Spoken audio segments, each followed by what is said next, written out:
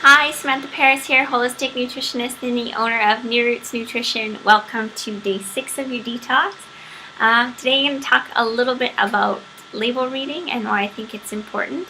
In an ideal world, let's say eventually we get to a place where we're eating an entirely whole foods diet. That means we're eating food as it comes from nature with no package at all. That would be fantastic, maybe grown in your own garden. However, until then, we need to learn how to read labels and what to look for on labels. Because I'm not huge on calorie counting, I tend to focus more on the ingredient side of the label instead of the numbers side of the label. So the ingredients can tell us a lot more about the quality of the product versus just calories, which don't tell us anything about nutrition. So if you see a label that has, 50 ingredients that are unpronounceable and don't sound like foods, that is something you should probably avoid. My general rule is to find products that have 5 ingredients or less and you can understand what they mean. They sound like food. That's how you can determine if it's a good product. So there is also a list, I would say, of the worst food additives to avoid and things to look for when you're reading labels. So I'll give you that list of mine. The first is hydrogenated fats. These are really hard for the body to break down and contribute to obesity. That includes anything that's partially hydrogenated. Artificial flavors and colors can be potentially carcinogenic, so cancer causing. They've also been linked to some behavioral issues like ADD.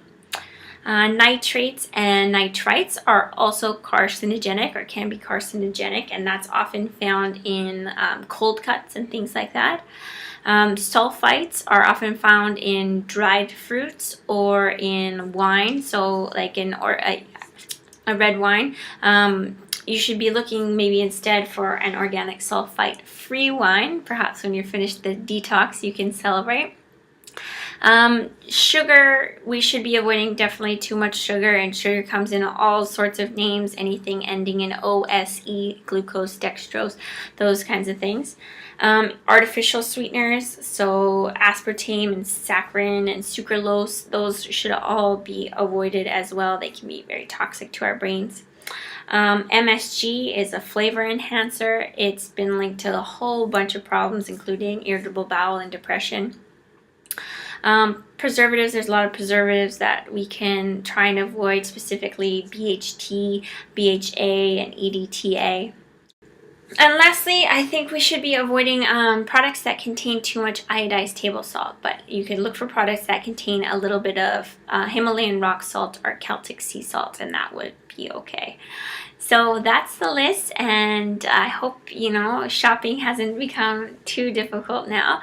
And you'll notice that everything actually just gets simpler, I think. The more you eat a whole foods diet, the majority of the aisles in the grocery store, you don't even have to go to them anymore.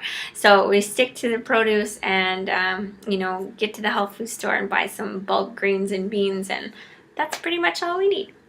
Anyways, good luck to you and happy day 6.